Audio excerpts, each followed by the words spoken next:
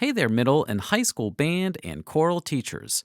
Make sure to grab the free listening guide that goes along with our interview with Eric Whitacre. Kids can watch and listen while following along with the guide to enhance learning and become inspired.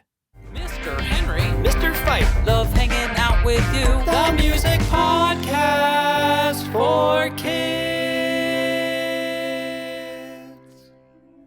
Eric Whitacre is a Grammy Award-winning composer and conductor, creating a variety of orchestral and choral pieces that continue to capture the hearts and minds of many. His popularity grows with his incredible virtual choir, which started in 2010. We will learn more about the virtual choir in the interview today. Mr. Whitacre has even collaborated with film composers for movies like Pirates of the Caribbean on Stranger Tides. It is with great pleasure to have such a wonderful composer, conductor, and musician. Hello, Eric, and welcome to the show. Hey, Bill. Hey, Bruce. So glad to be here with you guys. Great. Well, thank you so much for being here. And we always like to start out asking our guests about their background with music education as a child. So you grew up in a small town in Nevada. What experiences did you have as a child in the school setting and even outside of school? So I grew up, like you said, in a very little farming town, and I could play piano by ear. My parents tried to give me piano lessons because they saw that I liked it, but I just wanted nothing to do with lessons. And I really fought it. And in the end, I ended up teaching myself how to play piano. And from the ages of about 12 to about 15, I played trumpet in marching band. Oh, cool. But I never learned to read music. I could only hear, I had a good ear, and so I could hear it and play it back. And then at about the age of 15, I started a pop band, and I played synthesizers, and I wrote pop and rock songs all the way through high school. It wasn't until I was 18 that I even discovered classical music. Oh, wow. Oh, cool. Wow.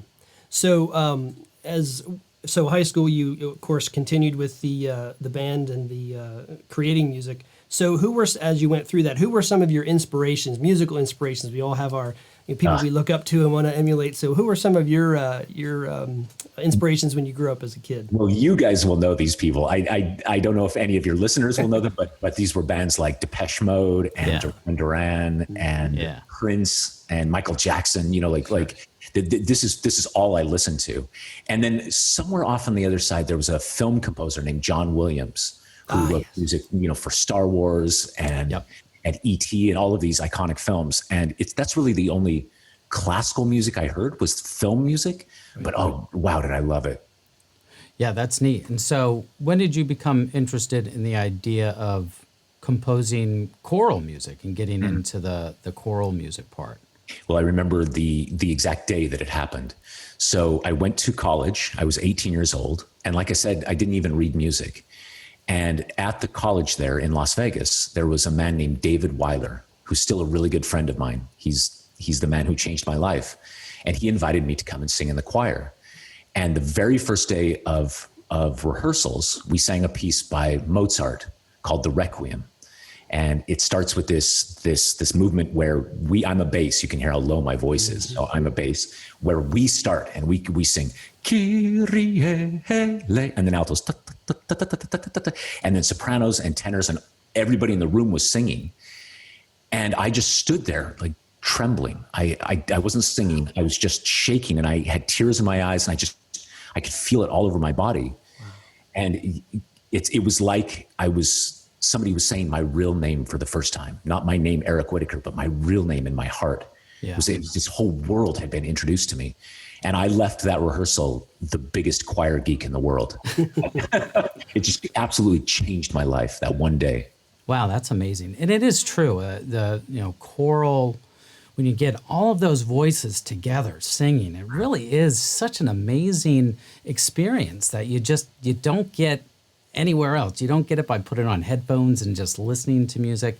It's something that you really almost become a part of. So that's exactly right. It feels like you're part of well, I'll tell you, for the first time in my life, I felt part of something larger than myself. Yeah. I really felt like I was part of this team or this organism that was alive and moving. And also there's something incredibly special, like you say, Bill, when you're singing together, there's this moment where everyone in the room takes a breath at the same time. So, and you do this, and it even gives me chills just thinking about taking that breath at the same time. Something about everybody in the room all doing the same thing, all for the same reason. Yeah. It's thrilling. Yeah, that's so cool. So the first time I heard the piece Lux Aurumque was actually from the St. Olaf Christmas of Norway special, Yes.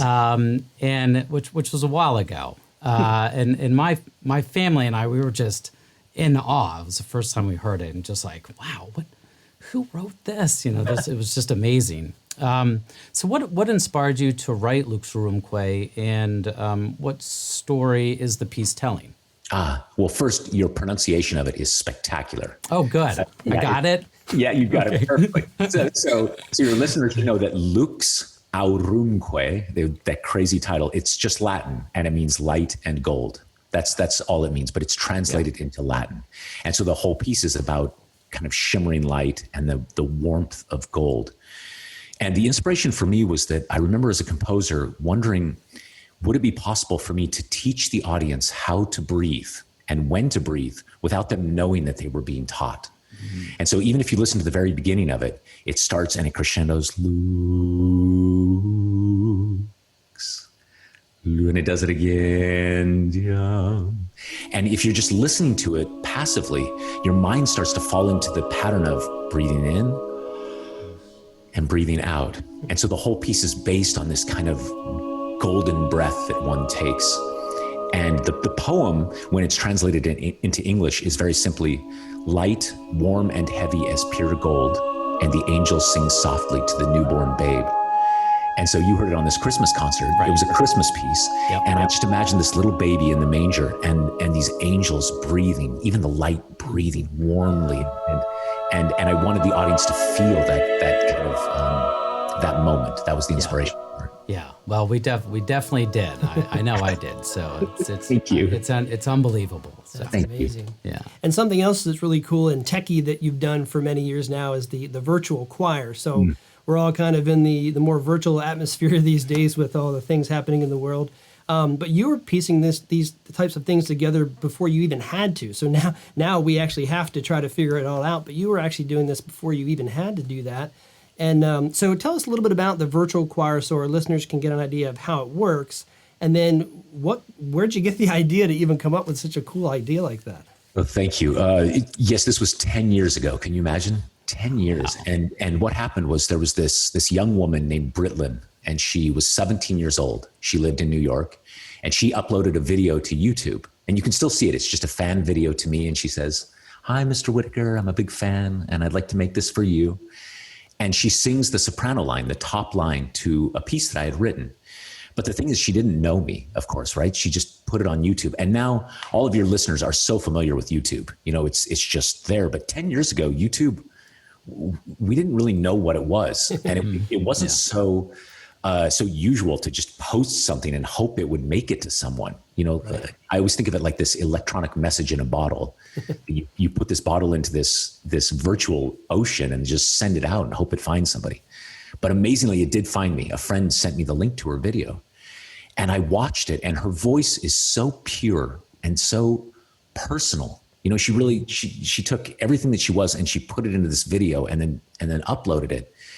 And when I saw it, I was really moved by it. And I just got this very simple idea, which was, if you could get, say, 25 people to do exactly what Britlin is doing, right? They sing their part, the soprano line or alto or tenor or bass.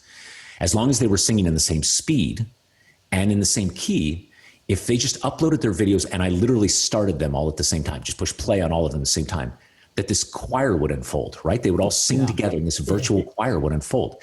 But I didn't know if it would work at all. It was just an idea. And so I posted on my blog, I said, and on Facebook, I said, I actually wrote the words OMG, OMG, which I will never do again. I have a 14-year-old son who's still embarrassed by the fact that I wrote that. And I said, I've got this idea, let's try it. And then everybody said to me, okay, great, but how do we all sing at the same tempo? I hadn't thought of this. And so I got this idea, okay, well, I'll upload a video of me conducting, but there won't be any sound at all, right? I'll just imagine the choir in my mind. Wow. And I'll just conduct and get everything just right. And then people will upload their videos. And I really didn't know if they would. I didn't know if anybody would even upload a video. And amazingly, they started posting them. And this first little virtual choir had 185 different singers from 12 countries. Wow. They all uploaded their videos, and we pieced it all together. And it's this piece, Lux Aurumque, Light and Gold. And it worked. It sounded like music. It was, I couldn't have imagined that it would become what it became. Yeah. Yeah. It is really cool to watch. And so it started out as 185 voices, and how many voices is it now? Because it's picked up a little, right? It's growing. Yeah, so each one gets bigger and bigger and bigger. And the reason for that is that each time we upload a video to YouTube, it goes viral. Yeah. And then it gets shared around the world. And then what happens is singers all around the world see it, and they start writing to us and they say, I have to be a part of this. When is the next one? And I'll tell you, when we made the first one, I never in my wildest dreams thought we'd make a second one. That just wasn't something I'd thought about. But now we've made 6 of them.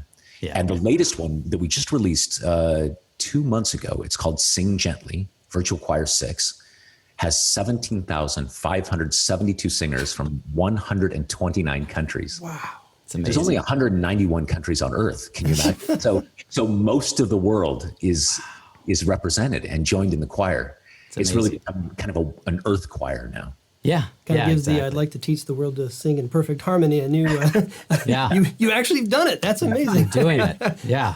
It's so cool. Yeah. And it's only possible with technology, right? With now that we're able to do this, that most people have access to the internet and have at least a simple camera and a microphone. And so even 10 years ago, it wouldn't have been remotely possible to do something like that. Yeah, it's amazing. So in my class, we have an activity called Imagination Time, which is actually a practice I learned from my teacher when I was student teaching.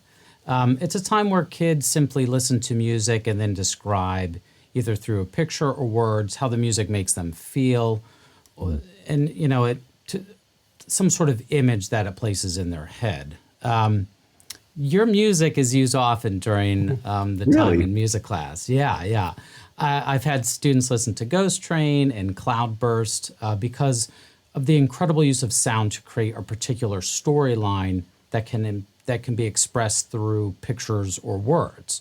So could you tell the audience a little bit about Cloudburst, and how did you come to the idea of creating a piece with a sense of specific imagery like that?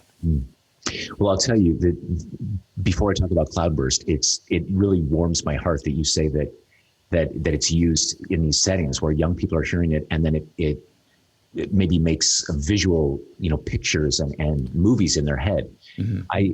I love movies, and like I was saying, I grew up watching, like the Star Wars movies. I've probably seen the first Star Wars, episode 4, right. But I've probably seen it 500 times, so, and most of the time when I'm writing music, there is a part of me that's thinking about it. It's like the soundtrack to a movie, but without a movie. And so I love the idea that it's creating images in people's minds that they can see and feel. And with Cloudburst, it was an actual thing that happened to me. So I was in college, and I was in that choir that I joined in. We went on tour up in Northern California near San Francisco. And we had stopped at the end of a long day of driving, and we were out near a lake, this beautiful, beautiful lake. And all around the lake, there was kind of these mountains, and you could hear frogs and crickets and birds, late afternoon. Mm-hmm. And then coming in over the mountains were these incredible clouds, these dark clouds that were slowly moving toward us. And when the clouds got about 3/4 of the way over the lake, all of those animals all stopped making noise at the same time. It was just, that electric moment, as if they knew what was about to happen. And then this clap of thunder and this crazy rain came down. And it was such an experience for me. It really took my breath away, just the beauty of the natural world, that I wanted to write a piece that captured that feeling. Yeah. And I knew from when I was a kid, there's this game that you can play where you make a rainstorm, where like part of the class does this, where they rub their hands together, right? Yep. And part of them stomp their feet so you can hear thunder. Yeah. And then some people snap their fingers. And even me doing this, right? It really sounds like rain. Like it. Just yeah, amazing. And so I thought, what if we incorporated that into the piece itself? And so while they're singing, I have a big bass drum, which, is for the thunder. And then there's even an instrument called a thunder sheet, this big piece of tin that you can shake like this. It sounds like thunder together with a bass drum. Yeah. And then not only do I have the singers snapping their fingers, but then I turn to the audience and also do this, and they start snapping, and it truly sounds like rain. Yeah. And as a composer, for me, the best kinds of music or best kinds of art are always the ones that make me feel like I'm inside it.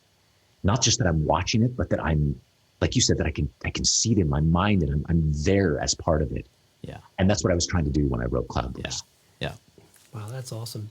So as musicians, it's a creative process, of course, when you're creating music, and we start in different places. So we're always curious about how a composer starts the creation process. So, do you sit down at the piano and begin putting ideas, or just hum a tune, or get the staff paper out and start writing, or just, use electronics? How do you start that process to get the ball rolling on your creations?